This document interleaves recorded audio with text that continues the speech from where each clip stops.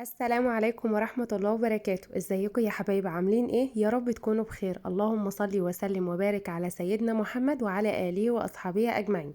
هنعمل مع بعض النهاردة رموش الست أو عيون الشهد. هنعملها بطريقة سهلة وبسيطة وبمقادير مظبوطة جدا. عايزة أقولك هتعمليها في 10 دقايق، مش هتاخد منك وقت خالص، وهتعمليها أحسن من المحلات كمان، وهتطلع معاكي ناجحة جدا. هقولك على الطريقة المظبوطة عشان تطلع معاكي مرملة بالشكل اللي انت شايفاه ده، وتطلع معاكي في منتهى الروعة. عايزة اقولك ان العجينة سهلة وبسيطة جدا، ومش هتاخد منك عجن لمدة 10 دقايق بس، ومش هتاخد منك وقت خالص في التشكيل، كمان هتشكليها في اقل من 10 دقايق. خطواتها سهلة وبسيطة جدا، ولو عملتيها بالطريقة دي وجربتيها بطريقتي صدقيني هتبطلي تشتريها من بره، ومش هتبطلي تعمليها في البيت. ماشي على الخطوات المظبوطة اللي هقولك عليها، لان انا هقولك الخطوات بتاعتها بالجرامات، وهقولك بالكوباية. هديك الخطوات المظبوطة وهديك الجرامات كمان مظبوطة. خليكم معايا عشان نشوف مكوناتنا ايه.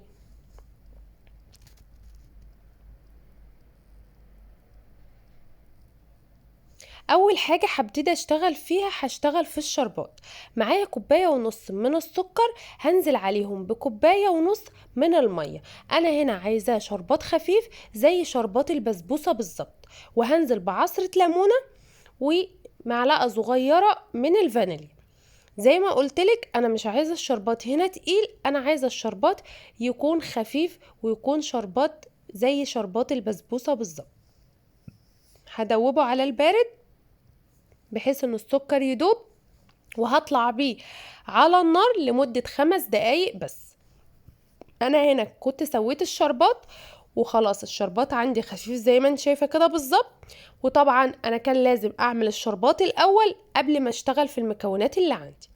معايا هنا 100 جرام من الزبدة بمقدار نص كوباية. ومعايا 100 جرام من السكر بمقدار نص كوباية. هنزل بربع كوباية من الزيت بمقدار 50 جرام بالظبط. هدوب الزبدة مع السكر مع الزيت. ممكن تقدري تدوبيها بالسبولاتيلا زي ما انا شغالة كده بالظبط.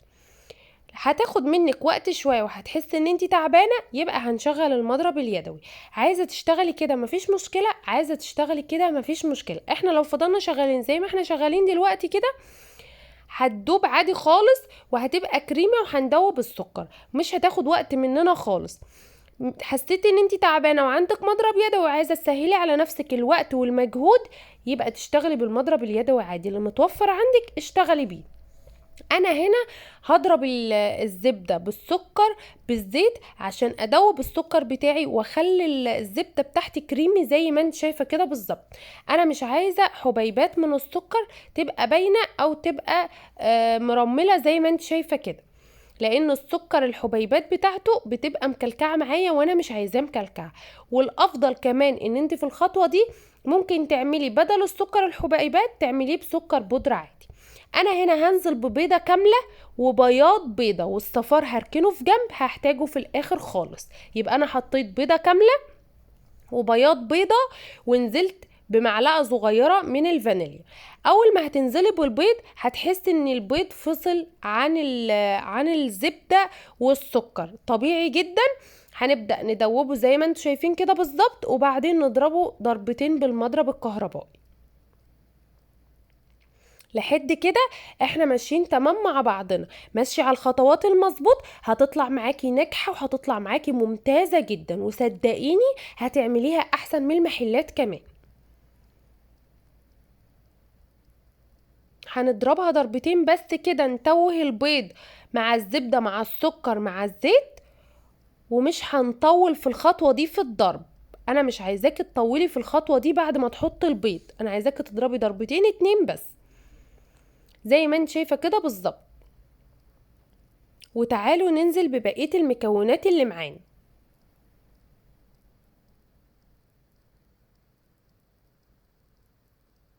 معايا هنا نص كوباية من دقيق السميد بمقدار 100 جرام. ومعايا معلقتين كبار من جوز الهند بمقدار 50 جرام، ومعلقة صغيرة من البيكنج باودر. هنقلب تقليبة صغيرة ومش هنطول في خطوة التقليب هنا. وبعد كده هننزل بالدقيق العادي بتاعنا، معانا 2.25 كوب بالظبط من الدقيق. وزي ما انا معوداكم ان احنا مش هننزل بالدقيق بتاعنا مرة واحدة، دولت بالظبط 2.25 كوب من الدقيق.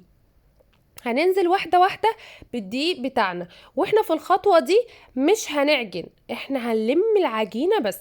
نزلنا بذرة من الملح كمان. هنشيل الاسبولات اللي بقى ننضفها ونشتغل بايدينا. انا في الخطوة دي مش عايزاكي تعجني، انا عايزاكي تلمي العجينة على قد ما تقدري. طبعا انا هنا العجينة بتاعتي حساها لينة جدا ولسه محتاجة تقيل. هنزل بواحدة واحدة برضو بالدقيق اللي معايا لحد ما احس ان هي العجينة لمت معايا وطرية وحلوة وما بتلزقش. زي ما انت شايفة كده انا مش بعجن، انا يا دوبك بلم الدقيق وبعجن خفيف، بس بلم العجينة بصوابع ايدي بس. زي ما انت شايفة كده بالظبط خدت معايا 2.25 كوب بالظبط. لو مشيتي على المقادير المظبوطة هتاخد معاكي 2.25 كوب بالظبط من الدقيق، وبرضو على حسب نوع الدقيق اللي معاكي وعلى حسب حجم البيض اللي انت حطيتيه. ممكن تكوني حطيتي حجم بيض صغير فما ياخدش معاكي كمية الدقيق دي كلها. وزي ما انا قايله لكم قبل كده في الخطوات اللي فاتت او في الفيديوهات اللي بنعملها في المعجنات ان احنا ما بننزلش بالدقيق كله مرة واحدة. زي ما انت شايفة كده وصلت للقوام اللي انا محتاجاه. لمت معايا واتك عليها الاقيها بتطبع وما بتشققش، العجينة ما بتشققش معايا، لينة وبتبصم معايا عادي وما بتشققش. شايفين ما شاء الله اللهم بارك كده وصلت للقوام اللي انا محتاجاه. تعالوا بقى نبدأ نشكل العجينة بتاعتنا. انا هعملها كرة صغيرة كده وهتك عليها نص تكة، وهعمل ليها بوزة من تحت وبوزة من فوق زي ما انت شايفة كده بالظبط. هعملها زي السمبوسة كده، حتة من تحت مسحوبة وحتة من فوق بشكل الرموش بتاعت الست كده بالظبط. شايفين؟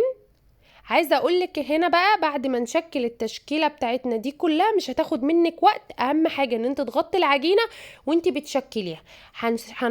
هنشكلها كلها وهنحطها في صاج، مش هندهن الصاج اي حاجة خالص. وهندخلها الفرن في رف وسط على درجة حرارة 180، بتاخد من 20 ل 25 دقيقة بالظبط.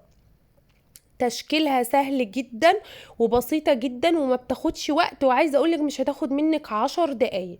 اهم حاجة مشي على المقادير مظبوطة وما تنسيش حاجة، ومشي على المقادير زي ما قلتلك بالظبط. عايزة تعمليها بالجرام اعملي، عايزة تعمليها بالكوباية مفيش مشكلة. شايفين هنا انا كنت عملت الكمية كلها شكلتها، وده صفار البيضة اللي انا خدت البياض بتاعته. هبدأ اجيب الفرشة بتاعتي وادهن وش الرموش زي ما انتم شايفين كده بالظبط بصفار البيض. هدهن كل الصيجان اللي انا عملتها بنفس الطريقة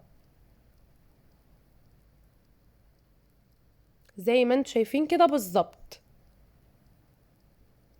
بعد ما ادهن وش الرموش زي ما انتم شايفين كده هبدأ اجيب عندي شوكة عادية خالص، وهمشي بظهر الشوكة يا دوبك اعمل شكل بس كده على وش الرموش بتاعتي زي ما انتم شايفين كده بالظبط. انا مش بتكة، انا بمشي يا دوبك بخفية كده ادي بس شكل الخطوط كده عشان تديني شكل حلو على في النتيجة في الاخر خالص. بعد ما اسويها هتلاقي الشكل باين معاكي زي ما انتم شايفين كده ما شاء الله اللهم بارك.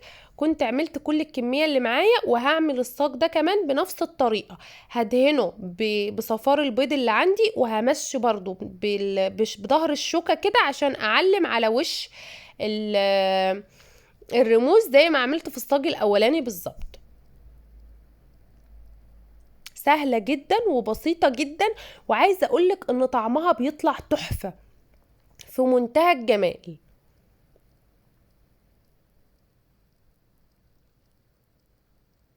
بس كده تعالوا بقى ندخلها الفرن. زي ما انتوا شايفين كده انا حطيتها على رف وسط في الفرن، حطيت صاج فوق صاج عشان انا عندي الفرن هنا بيشتغل من تحت لوحده والشواية لوحدها.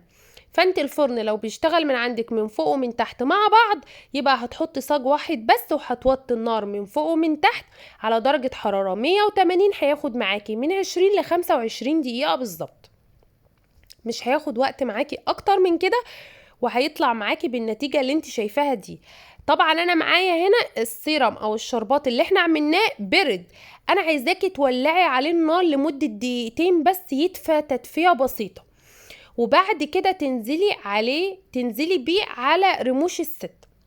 وبعد ما تغطسيها كلها زي ما انت شايفة كده بالشربات، هنقوم جايين قلبينها على وشها لحد ما تشرب.